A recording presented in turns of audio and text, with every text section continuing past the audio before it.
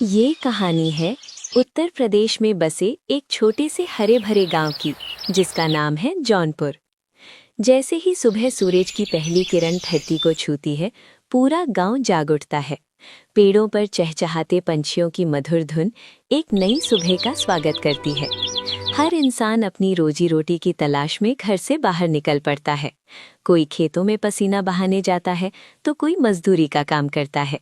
कोई अपनी गायों को खेत में चराने ले जाता है तो कोई गांव के मोड़ पर अपनी छोटी सी दुकान खोलकर एक नए दिन की शुरुआत करता है। गांव के लोग खाने के बड़े शौकीन हैं। उसी गांव में बगल के गांव दीनापुर से एक आदमी काम की तलाश में आया था। उसका नाम चिंटू था। वो बहुत ही गरीब था। उसके पास न खाने के पैसे थे, न ही रहने के लिए कोई घर था। वो काम की तलाश में गांव में इधर उधर भटक रहा था। तभी उसे एक आदमी दिखाई देता है। वो उसके पास जाता है और कहता है, अरे भाई, मैं बगल के गांव दीनापुर से यहाँ काम की तलाश में आया हूँ, लेकिन मैं बहुत गरीब हूँ। मेरे पास पैसे भी नहीं हैं और ना ही रहने के लिए घर है। क्या तुम मेरी कोई मदद कर सकते हो? देखो भाई, मैं तो कोई मदद नहीं कर सकता, लेकिन गांव में एक सेठ है जो ब्याज पर पैसे देते हैं और उनके पास बहुत सारे मकान भी हैं। वहां तुम्हें रहने के लिए भाड़े पर मकान भी मिल जाएगा। अरे भाई, ये तो बहुत अच्छी बात है। तुम मुझे उनके पास ले चलो ना। हाँ भाई, मैं लेके चलता हूँ, लेकिन तुम पहले ये बताओ कि तुम काम क्या करने वाले हो। तुम ही बताओ भाई, मैं किस चीज की दुकान लगाऊं कि तुम्हारे गांव में मेरी अच्छी बिक्री हो। देखो भाई, शाम को हमारे गांव के लोग खाने के लिए बाजार में निकल जाते हैं। हमारे गांव में एक रघु समोसे वाला है। उसके समोसे गांव वाले बड़े चाव से खाते हैं। तुम चाहो तो कोई फास्ट फूड की दुकान लगाओ, गांव के लोग तुम्हारे पास भी आएंगे। ठीक है भाई, मैं पानी पूरी की दुकान खोलता हूँ और कल शाम से अपनी दुकान बीच बाजार में लगा दूंगा। हाँ भाई ठीक है, चलो मैं तुम्हें सेठ के पास ले चलता हूँ। तभी वे दोनों सेठ के पास जाने लगते हैं। तभी चिंटू सेठ से कहता है, सेठ जी, मैं बगल के गांव दीनापुर से यहाँ काम की तलाश में आया हूँ, लेकिन मेरे पास रहने के लिए घर भी नहीं है और पैसे भी नहीं हैं। क्या मुझे आपसे 25,000 रुपये उधार मिलेंगे? मैं उधार तो दे दूंगा, लेकिन तुम्हें मेरे 25,000 रुपये 1 महीने के बाद ब्याज के साथ चुकाने पड़ेंगे और 25,000 की जगह 30,000 देने होंगे। और ये बात याद रखना, अगर तुमने सही समय पर पैसे नहीं चुकाए तो अच्छा नहीं होगा। ठीक है सेठ जी, मुझे मंजूर है। मैं आपके पैसे सही समय पर चुका दूंगा। सेठ जी, मुझे भाड़े पर मकान भी चाहिए। ठीक है, ये मेरा आदमी चुन्नीलाल है। ये तुम्हें तुम्हारा घर दिखा देगा। तुम्हारा 1 महीने का घर का किराया 3,000 होगा। ठीक है, ये लो तुम्हारे 25,000 रुपये। सेठ चिंटू को पैसे दे देता है और सेठ का आदमी चुन्नीलाल उसे उसका घर दिखा देता है। चिंटू बिस्तर पर बैठा था।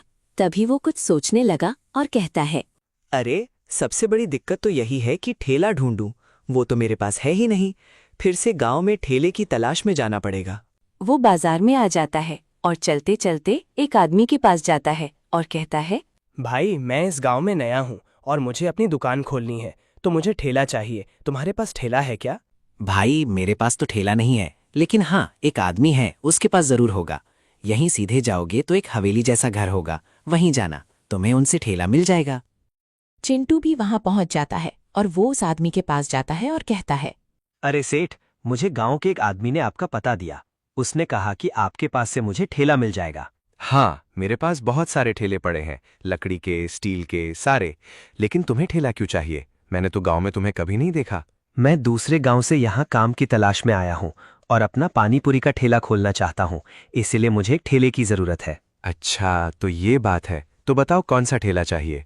लकड़ी का ठेला 6,000 का है और स्टील का ठेला 15,000 का है। तुम्हें कौन सा चाहिए? अरे सेठ, मैं कहाँ इतना महंगा ठेला ले पाऊंगा। मुझे आप लकड़ी वाला ठेला दे दीजिए और कृपया करके कुछ दाम कम कर दीजिए। ठीक है, 5,000 रुपये दे दो। चिंटू को उसका ठेला मिल जाता है। चिंटू बहुत थक गया था, इसलिए वो आराम से सो जाता है। अगली सुबह होती है। चिंटू सुबह उठता है और बाजार जाने लगता है। वो किराने की दुकान पर जाता है और उनसे कहता है, अरे भाई, मुझे पानी पूरी बनाने की सारी सामग्री दे दो। दुकानदार चिंटू को सारा सामान दे देता है और वो सामान लेकर घर जाने लगता है। फिर वो बचे हुए पैसों से एक ठेला भी ले आता है। अगली सुबह होती है। तब चिंटू सोचता है, मैं तो शाम को दुकान लगाऊंगा, तो एक काम करता हूँ, दोपहर से पानीपुरी का सारा सामान बनाने की तैयारी करूंगा और फिर शाम को पानीपुरी बेचने निकल जाऊंगा। दोपहर हो जाती है। चिंटू पानीपुरी का सामान तैयार करने लग जाता है और फिर शाम को अपना पानीपुरी का ठेला लेकर बाजार निकल जाता है। वो बाजार पहुंच जाता है और वहीं किनारे में अपना पानीपुरी का ठेला लगा देता है और अपनी दुकान का नाम चिंटू के पानीपुरी रखता है। उसके ठेले के पास ही रघु समोसे वाला भी अपना ठेला लगाता था। उसकी दुकान पर लोगों की हमेशा भीड़ लगी रहती थी। चिंटू भी लोगों को आवाज देकर बुलाने लगता है और कहता है, आओ भाई आओ, पानी पूरी खाओ, चटपटी खुशबू से अपना दिल बहलाओ, मसाले का तड़का स्वाद है लाजवाब, एक प्लेट खाकर बोलोगे भैया एक और जनाब। गांव वालों ने पानीपुरी की दुकान देखकर वहां जाना शुरू कर दिया। चिंटू 20 रुपए में 5 पानीपुरी बेचता था। धीरे धीरे वहां लोग आने लगते हैं और चिंटू से कहते हैं, अरे भाई, तुम कौन हो? आज तक कभी देखा नहीं यहाँ। अरे भैया लोग, हमारा नाम है चिंटू। मैं दूसरे गांव से यहाँ काम की तलाश के लिए आया था, तो गांव के एक आदमी ने कहा कि यहाँ पानीपुरी कोई नहीं बेचता है, तो तुम ही उसका ठेला लगा दो। तो मैंने अपना ठेला लगा दिया। अच्छा, तो ये बात है। अरे भैया, थोड़ा एक एक प्लेट पानीपुरी लगा दो, बहुत दिन हो गए पानीपुरी खाए। तभी चिंटू पानीपुरी लगा देता है और वे लोग पानीपुरी खाने लगते हैं। खाकर कहते हैं, अरे भाई, तुम्हारी पानीपुरी में तो अच्छा स्वाद है, बस 20 में 5 थोड़ा महंगा सा लग रहा है।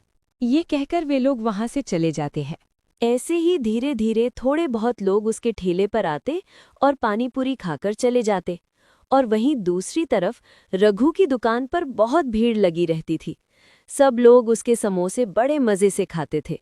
ऐसे ही चिंटू अपनी दुकान लगाता रहा और थोड़े बहुत लोग उसके ठेले पर पानीपुरी खाने आते, लेकिन उसे कुछ अच्छा मुनाफा नहीं हो रहा था जिससे वो पैसे जमा करके सेठ के दिए हुए पैसे लौटा सके। तभी एक दिन वो उदास मन से बिस्तर पर बैठा था और सोच रहा था, आखिर मैं ऐसा क्या करूं कि मेरी दुकान पर भी लोगों की भीड़ बढ़ जाए और मुझे भी अच्छा मुनाफा हो। तभी उसके दिमाग में ख्याल आता है, मैं एक काम करता हूँ और एक नई स्कीम शुरू करता हूँ। 50 रुपए में अनलिमिटेड पानीपुरी। इस गांव में सब लोग ज्यादा नहीं खा पाएंगे, जिससे मुझे अच्छा मुनाफा भी होगा और मैं जल्दी ही सेठ के पैसे भी लौटा दूंगा। अगला दिन आता है और चिंटू पानीपुरी बनाने का काम करता है। शाम को वो पानीपुरी बेचने निकल जाता है, अपना ठेला लगा देता है और अब अपनी दुकान का नाम अनलिमिटेड पानीपुरी वाला रखता है। फिर जोर जोर से चिल्लाकर कहता है, अरे आओ गांव वालों आओ, और 50 रुपए में अनलिमिटेड पानीपुरी का आनंद उठाओ। ये सुनकर उसकी दुकान पर लोग आने लगते हैं। सभी लोग देखते हैं कि चिंटू 50 रुपए में अनलिमिटेड पानीपुरी बेच रहा है। ये देखकर उसकी दुकान पर भीड़ लगने लगती है। वो सबको पानीपुरी दे देता है और सभी लोग बड़े मजे से तीखी मीठी पानीपुरी का आनंद लेते हैं। उसी गांव में एक गर्लफ्रेंड बॉयफ्रेंड का जोड़ा था। दोनों एक दूसरे से बहुत प्यार करते थे, लेकिन एक दिन ऐसे ही उन दोनों का झगड़ा हो गया और लड़की अपने घर चली गई। लड़का उदास बैठा था। तभी वो चिंटू की पानीपुरी की दुकान पर आता है। उसे उदास देखकर चिंटू कहता है, अरे भैया, गर्लफ्रेंड छोड़कर भाग गई क्या? इतना उतरा हुआ चेहरा क्यों है आपका?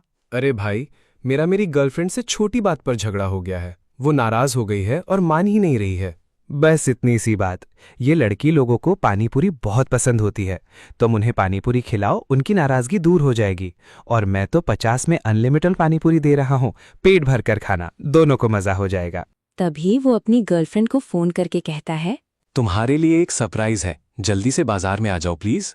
उसकी गर्लफ्रेंड भी चिंटू के ठेले के पास आ जाती है और अपने बॉयफ्रेंड से कहती है, क्या हुआ है? अभी भी कुछ झगड़ा बाकी रह गया है क्या? अरे शांत हो जाओ, ये देखो पानीपुरी। गांव में तो कोई बेचता नहीं, लेकिन मुझे पता है तुम्हें ये बहुत पसंद है। आज हम साथ में पानीपुरी खाएंगे।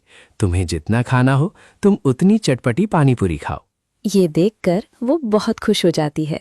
चिंटू भी उनको पानीपुरी लगा देता है और वो दोनों मजे से पेट भर कर पानीपुरी खाते हैं और कहती है, अरे भैया जी, ये तो सच में बड़ी मस्त है, एकदम चटपटी, मजा ही आ गया। मुझे पानीपुरी बहुत पसंद है, लेकिन इस गांव में बस एक समोसे की ही अच्छी दुकान है। लेकिन अब मेरा समोसे से भी मन भर गया है। आपने अच्छा किया यहाँ दुकान खोल के, अब मैं रोज यहीं खाने आया करूंगी। अब उन दोनों का झगड़ा भी खत्म हो गया। जाते जाते उसने चिंटू से कहा, धन्यवाद भाई, तुमने बहुत अच्छा आइडिया दिया। मेरी गर्लफ्रेंड की नाराजगी पूरी दूर हो गई और वो अब खुश है। ये कहकर वो दोनों भी वहां से चले जाते हैं। उस दिन चिंटू की दुकान पर भारी भीड़ लगी रहती है और उसे अच्छा मुनाफा भी होता है। उसकी सारी पानीपुरी बिक जाती है और वो घर जाने लगता है। वो बहुत ज्यादा खुश था क्योंकि उसे आज बहुत अच्छा मुनाफा हुआ था। अगले दिन भी वो अपना ठेला लगा देता है। तभी वहाँ एक लड़की आती है और कहती है, अरे भैया, एक प्लेट तीखी पानीपुरी लगा देना। ठीक है, मैं अभी लगा देता हूँ। वो उस लड़की को पानीपुरी खाने के लिए दे देता है और वो पानीपुरी खाकर कहती है, क्या भैया, ये तो बहुत मीठी है, थोड़ा तीखा दो ना भैया। चिंटू उसमें और मिर्च मिलाकर पानीपुरी लगा देता है। वो फिर खाकर कहती है, अरे भैया, थोड़ा और तीखा। चिंटू परेशान हो जाता है और उसमें और मिर्च मिलाकर दे देता है। फिर वो लड़की पानीपुरी खाकर वहां से चली जाती है। तभी चिंटू मन में सोचता है, ये लड़की कैसी है? इतना तीखा कोई कैसे खा सकता है? अगर मैंने इतना तीखा खा लिया तो मेरा तो सिस्टम ही हैंग हो जाएगा। फिर वहां एक मोटा आदमी आता है और कहता है, भाई, एक प्लेट पानीपुरी लगाना। तभी चिंटू उसे पानीपुरी दे देता है और वो खाने लगता है। एक प्लेट खाने के बाद वो कहता है, भाई 50 की तो अनलिमिटेड पानीपुरी है, तुम एक प्लेट और लगा दो। वो आदमी ऐसे ही करते करते 10 प्लेट पानीपुरी खा जाता है। तभी चिंटू सोचता है, अरे ये तो इतनी सारी पानीपुरी अकेले ही खा गया। अगर ऐसे ही लोग खाने लगे तो मैं तो बर्बाद हो जाऊंगा। मैं एक काम करता हूँ, इसमें ज्यादा तीखी मिर्च मिलाकर दे देता हूँ, ये खुद ही खाकर चला जाएगा। तभी चिंटू उसे तीखी मिर्च वाली पानीपुरी दे देता है। वो खाता है और उसे बहुत तीखा लगता है, इसलिए वो वहां से चला जाता है। उसी गांव में 2 दोस्त चबूतरे पर बैठे हुए थे, ढोलू और भोलू। तभी एक दोस्त कहता है, भाई, बहुत दिन से कुछ चटपटा खाने का मन कर रहा है। इन समोसों से अब मन भर गया है, अब कुछ नया खाना है। अरे तो बाजार चलते हैं ना, एक नई दुकान खुली है 50 रुपए में अनलिमिटेड पानीपुरी वाली। अरे वाह, तब तो मजा आएगा, पेट भर कर खाएंगे। एक प्रतियोगिता करते हैं, जो सबसे ज्यादा खाएगा उसे हारने वाला 500 रुपए इनाम देगा। अरे लग गई शर्त, मैं नहीं हारने वाला। फिर वो दोनों चिंटू के ठेले पर आते हैं और कहते हैं, भैया, हमें अनलिमिटेड पानीपुरी लगा दो। हमने एक शर्त रखी है, जो ज्यादा खाएगा उसे हारने वाला 500 रुपए देगा। अरे वाह, ये तो देखने में मजा आएगा। वो उन्हें पानीपुरी लगा देता है। दोनों खाने लगते हैं। वो एक प्लेट खत्म करते हैं, फिर दूसरी प्लेट खाते हैं। ऐसे ही करते करते वो लोग 5-5 प्लेट पानीपुरी खा लेते हैं। तभी ढोलू कहता है, अरे भैया, एक एक प्लेट और लगा दीजिए। तभी भोलू कहता है, नहीं भाई नहीं, अब मैं और नहीं खा पाऊंगा, अब मैं हार मानता हूँ। अरे यार भोलू, इतनी जल्दी हार मान गए? मैं तो अभी और 2-3 प्लेट खाता। चलो कोई ना, लाओ मेरे 500 रुपए। भोलू भी ढोलू को पैसे दे देता है और वो दोनों वहां से चले जाते हैं। धीरे धीरे उसकी दुकान पर भीड़ बढ़ जाती है और लोग बड़े मजे से उसकी पानीपुरी खाते हैं। उसे बहुत अच्छा मुनाफा भी होता है। थोड़ी देर बाद वहां कुछ गरीब बाबा आते हैं और कहते हैं, अरे बेटा, बहुत भूख लगी है, खाने को कुछ है तो दे दो बेटा, भगवान तुम्हारा भला करेगा। अरे बाबा, मेरे पास दाल चावल जैसा कुछ तो नहीं है, लेकिन पानीपुरी है। ये मैदे की बनती है, मैं आपको यही दे सकता हूँ। ठीक है बेटा, हमारे लिए जो भी है तुम वही दे दो, बहुत भूख लगी है। चिंटू उन्हें पानीपुरी लगा देता है और वे लोग पानीपुरी खाने लगते हैं।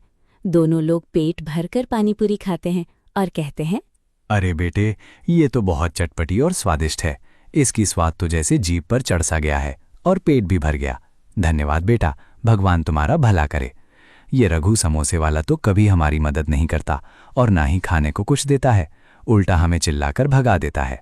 बाबा जी, अब आप लोग चिंता मत कीजिए। आप लोगों को जब भी भूख लगे यहाँ आ जाना, मैं आपको मुफ्त में पेट भरकर पानीपुरी खिला दूंगा।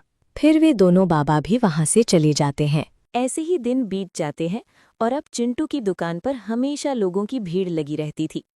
वहीं रघु समोसे वाले की दुकान पर लोगों ने जाना कम कर दिया। ये देखकर रघु कहता है, मुझे इस चिंटू पानीपुरी वाले का कुछ करना पड़ेगा, नहीं तो मुझे अपनी समोसे की दुकान बंद करनी पड़ जाएगी। फिर रघु चिंटू के पास आता है और कहता है, क्या चिंटू, क्या कर रहा है? दूसरे गांव से आया है तो औकात में रह और अपना ठेला बंद करके अपने पहले वाले गांव निकल जा। यहाँ तेरी वजह से लोगों ने मेरे समोसे खाना बंद कर दिया है और यहाँ पानीपुरी खाने आ रहे हैं। देखो रघु भाई, बहुत चल लिया तुम्हारा राज, अब मेरी बारी है। लोगों ने बहुत समोसे खा लिए, अब सब पानीपुरी खाएंगे। तुम्हें जो करना है कर लो, लेकिन दुकान तो बंद नहीं होगी।